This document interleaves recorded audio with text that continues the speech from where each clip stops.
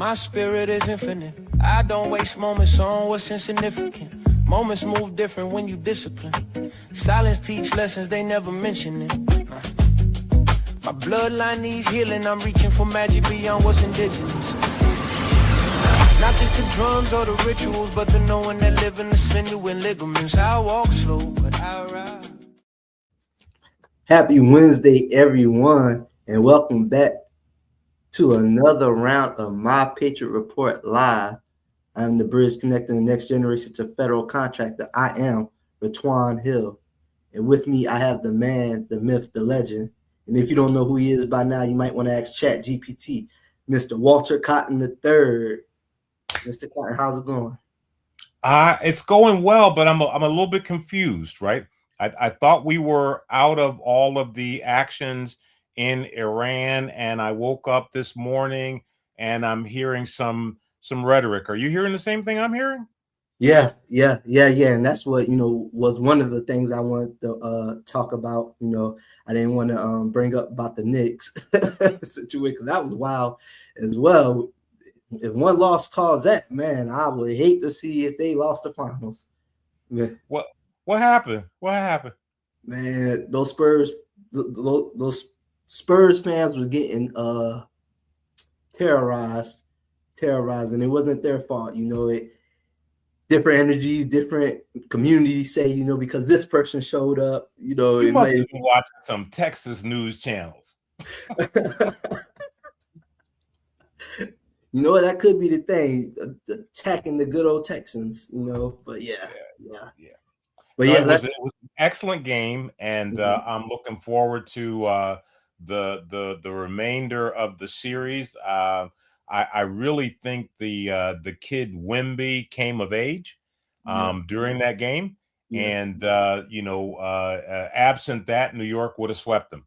And so now it's going to be a series, and I think that kid Wemby is going to be a phenom that the NBA is going to have to figure out for decades to come. Yeah, I agree. I would hate to see him put some more weight on. Yeah. But this year, New York in 7. Hey, I'm neutral, so it don't matter. Yes, sir. But let's talk about the most significant, or one of the most important factors that's developing.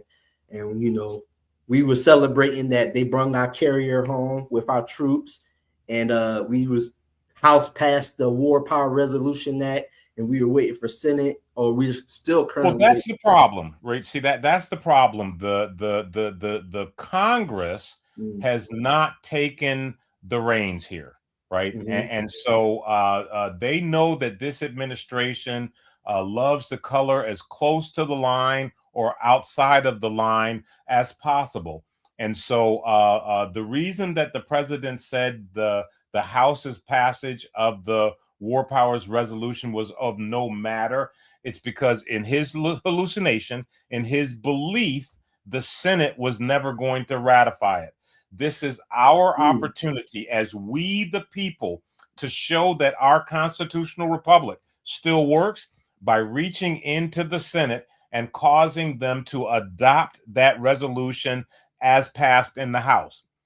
What that will do is it will reduce the possibility that we have some kind of a shenanigan like what we woke up to this morning, where this president believes that he has the authority to send our military men and women back into harm's way. This is ludicrous. It's ridiculous. And our senators need to engage. And so we've been trying to get you, we the people, to engage in this process to show you that our constitutional republic is still intact. And you're not going to get an indication of that participating in the midterm shenanigans to figure out whether or not the womanizer in Maine is better than the redistricting in Alabama, right? That's a part of the distraction, right? They want you to continue to go down that path so that you look away from your personal power. And your personal power is the ability that the Constitution gives you to pick up the phone and call your representative directly. Go knock on the door. to his or her office and say, sir, ma'am, this is the will of the people and a duty that we need you to discharge. And in this instance, we need them to discharge a duty of quarantining this administration. I mean, I've said I'm not going to punch down on this administration, but folks, this is just out of control. The decisions that are coming out of this office is putting America in more of harm's way. And if you look at some of the sub decisions that are being made by some of the appointees that have been put in place over some of the agencies, it's ridiculous. Like, for example, I heard last week that they are going through the process of reorganizing the SBA. After they went through the process of reducing the SBA's staff by up to 50%. Now, in a season where we need our small businesses to revitalize the industrial base, right? We need all hands on deck, right? We need the agency that has the, what do you always hear people say about small businesses? Small businesses are the lifeblood of the American economy. Well, if the small businesses are the lifeblood of the American economy, they need support. Why would we be reducing the size of the agency that is designed to support them? Am I missing something here?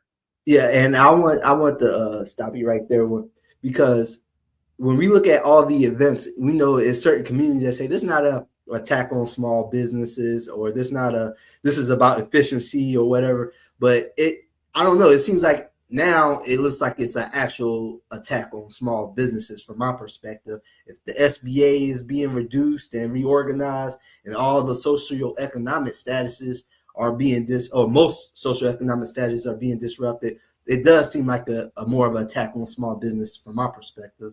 Well, riddle me this, Batman. Okay, we're coming out of a season in the Biden administration where they had the ill-fated 15% small disadvantaged business charge, right? We knew that was unconstitutional, and they weren't able to make that happen. And now we move into the arena with this particular administration where they are reducing the size of the agency that's designed to support small businesses, and they're looking at a scorecard that says we've had a 46% reduction in available small businesses.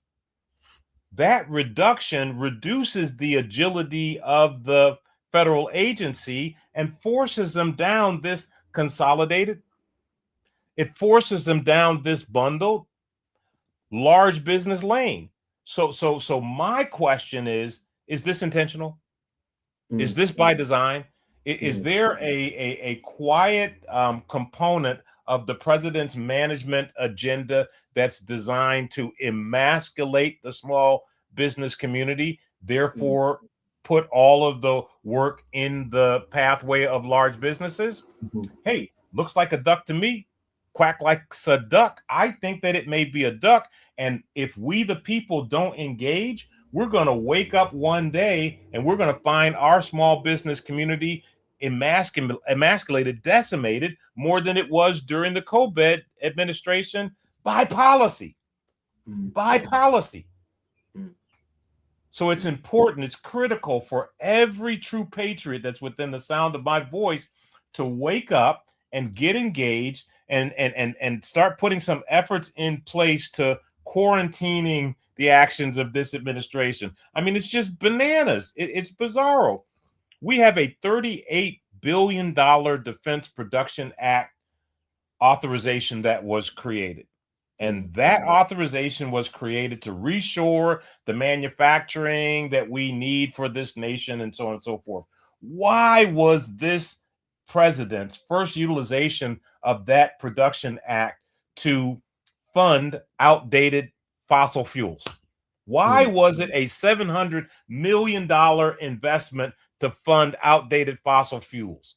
I have the answer to that question if you want to have a private conversation, a cup of coffee, and it's not in the best interest of we the people. We have got to look at the actions that are coming out of these organizations and follow them back to their origin, follow them back to their root. And if there is decision making that's coming out of a branch of our government that's suspect, we need to call it into question. I mean, I called this one way back during COVID. You all may not remember that, but I asked the question, do we need to use the Defense Production Act to create ventilators? They did. They spent $400 million, gave it to Kodak, right, to advance manufacture ventilators under, what was it, Project Warp Speed, while they were creating the vaccine to jab you in the arm. And what happened to all of those ventilators, right? That $400 million was spent. And you know where those ventilators are right now? They're in America's strategic stockpile. So we've got to look at the correlation between the decisions and the actions and the outcomes and start calling these offices, these groups that are making these decisions, into question, right? The $1.8 billion slush fund to bail out the January 6th rioters. Ridiculous. But what's even worse than that is the sweetheart tax deal that doesn't seem to be coming up in the media anymore. The sweetheart tax deal that abolishes the president and his family and his people forever. These kinds of correlations we need to take a look at. And I gotta tell you, if it looks like a duck and quacks like a duck, we got to call it into question. We have a problem, NASA, and we need to do something about it right now. Now, on that note, it seems like the House is always passing bills first. It seems like when bills typically are in the House and Senate, they're flowing smoothly through the House, and is always a holdup in Senate. We saw that with the Contract Our Veterans Act happen several times.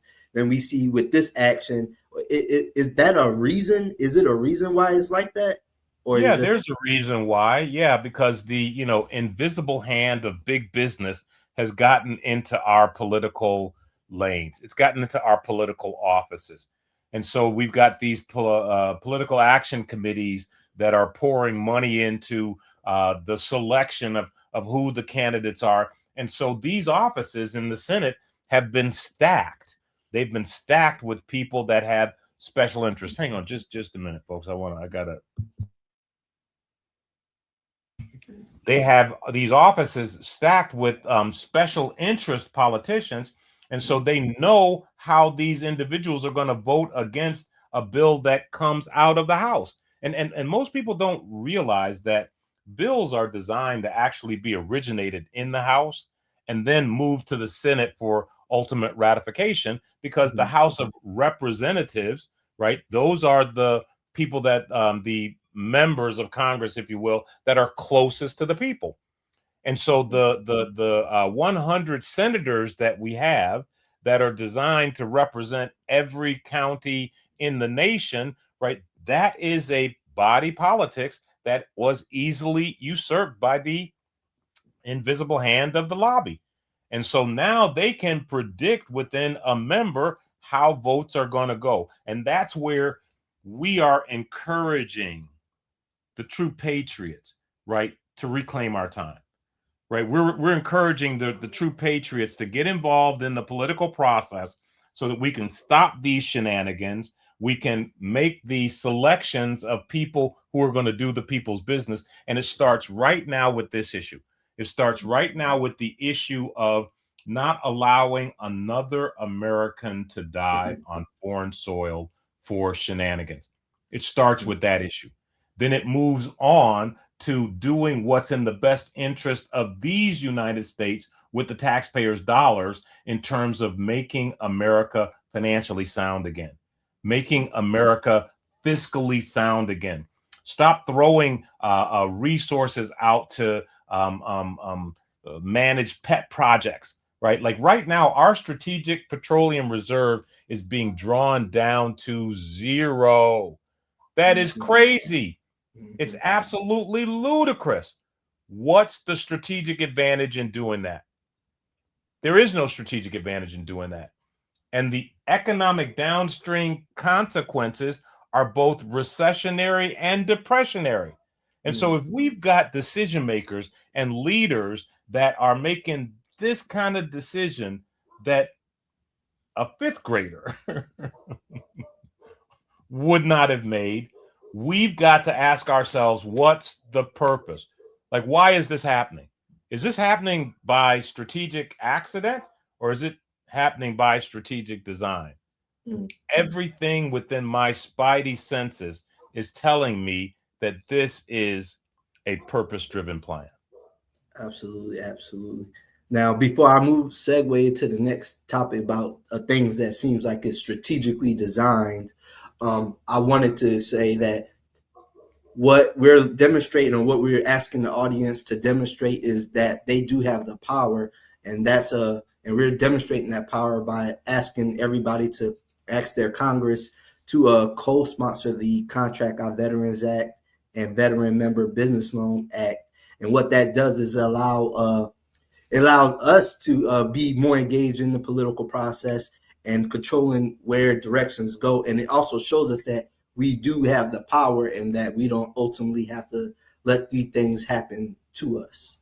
Yes, and it's very simple. I mean, they want you to think that it's difficult for you to change things, right? You know, your political appointee, whether he be your common council member or he be your senator, you know, all of a sudden goes through some kind of a rock star experience when they get elected into office, right? You know, they'll come let you kiss the ring and kiss your baby, but you can't really talk to them. Well, guess what, Mr. Congressman? Guess what, Mr. Senator? You put your pants on one leg at a time, just like all of the other people in your district. And you all need to start doing the right thing by we the people, because your apologies aren't all that we're going to accept from you. Yes, sir. Yes, sir. And I did want to give guys an update on the Veteran Member Business Loan Act. We have one new additional co-sponsor, Representative John McGuire of Virginia. So yeah, big shout out to him. Shout out. Go ahead for doing the right thing. And here's the thing that I want to impress upon the audience. This is a benign action on their part. It is a very simple process on your members' part to have someone in their office go to that portal and co-sponsor this bill. And so if you are asking them to do that and they are not doing it, that's a clear signal of where their allegiances are. And so we're already organizing and measuring those people that actually perform. We want to start a list of those people that have contacted their congressmen, have contacted their senators, and haven't gotten a response from them that's adequate yet. Now, I've contacted both of the senators in my state, and Senator Gillibrand has already responded. I'm still waiting for a response from Senator Schumer's office, right? And I have put a call in, and sir, I'm expecting a response. Sir, powerful, powerful. Now, when I want to pivot to about this, I guess you could say civil unrest in the United States, right? And we talk about distractions. And then, you know, one big thing, especially in our community, and I'm referring to the Black community, I've seen the uproar in this Carmelo Anthony trial, and, you know, it's outside of federal contracting, but I think it's just as important to address in this conversation. And especially for my generation, I'm seeing a lot of uproar on the decision in there. The decision of, I believe he got like 35 years, a young kid, athlete.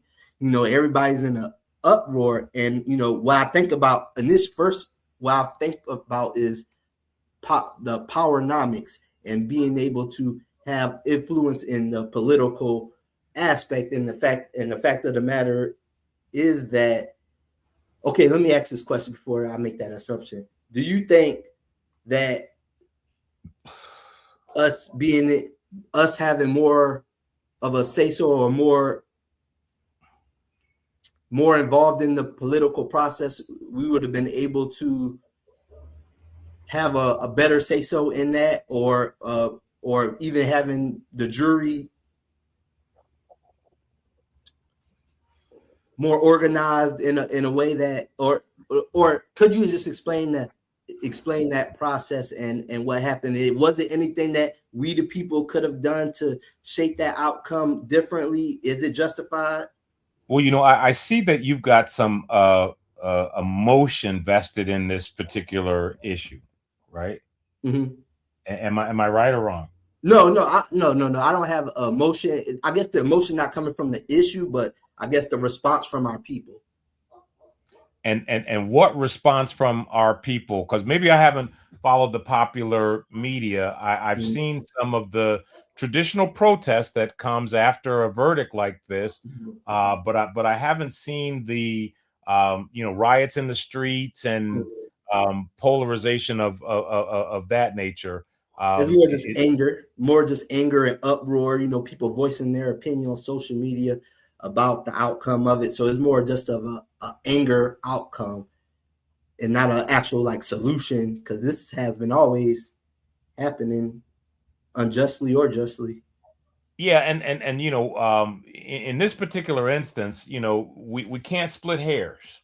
Right? We can't split hairs, right? We have a system that's based on the rule of law, and we have an approach to how we adjudicate infractions against that law, right? And in our system, as flawed as it is, we all have the opportunity to have our case heard before a jury of our peers.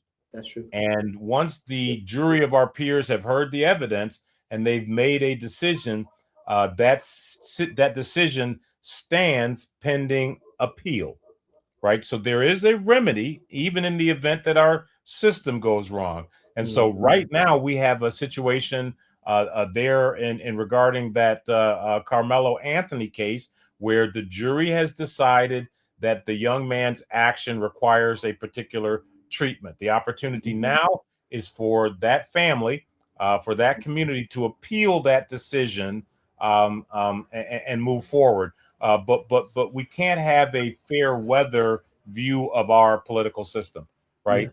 Which I think puts us in a position to take our hand off the scale, right? If you make an error, right, we have a way for you to demonstrate that you're remorseful, that you won't make those errors before, and that's our penal system, right?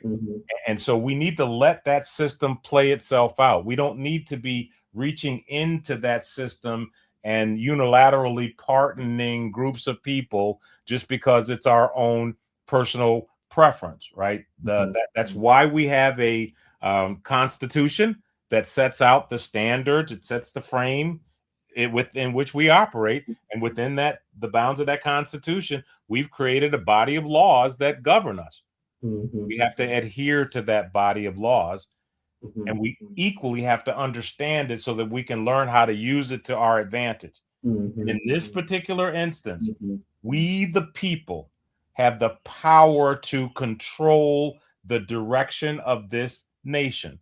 I'm asking every true patriot right now to do something before something dangerous occurs. And today I'm not usually like this, but I'm going to be this way today because we have men and women in harm's way in the Middle East unduly right now because Congress has not discharged their duties to rein this shit show in.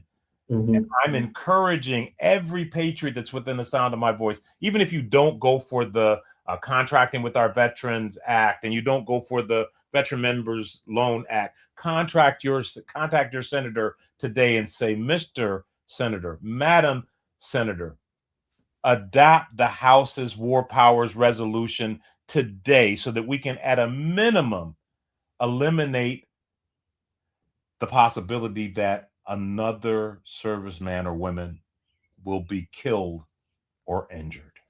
Yes, sir. So do you think that that's all it really that's all it's going to take for us to engage with with Senate to ask them to do the job, or do Yeah, you? because the Congress has already passed the bill, right? Again, this is a civic lesson.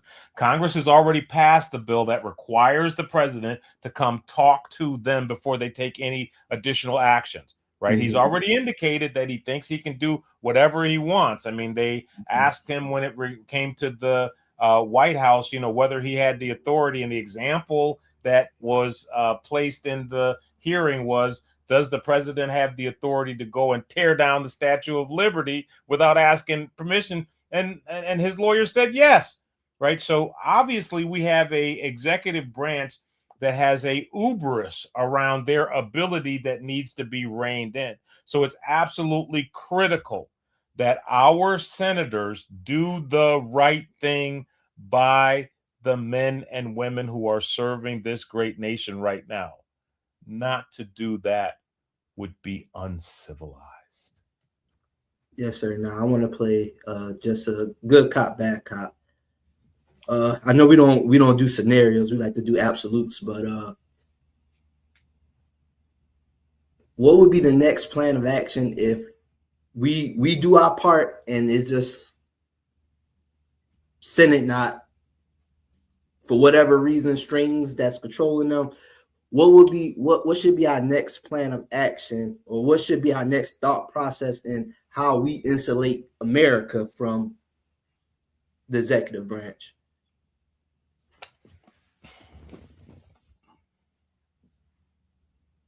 Folks, we've got to do this. That's just it. That's all, right? Our Constitution, our constitutional republic is under attack. And if we don't wake up and smell the coffee that we are being taken over by oligarchs that are trying to leverage our democratic process for their benefit, if we don't wake up and stop that right now, we're going to find ourselves on the wrong side of a central bank digital currency where we do not have the ability to control. What did that young man say? You will own nothing and you will be happy. You will be a debt slave in a subscription system that you won't be able to fight your way out of. And so if you haven't heard anything that I've ever said, hear me now when I say that it is absolutely critical that the patriots, the two true patriots in this country, come to battle.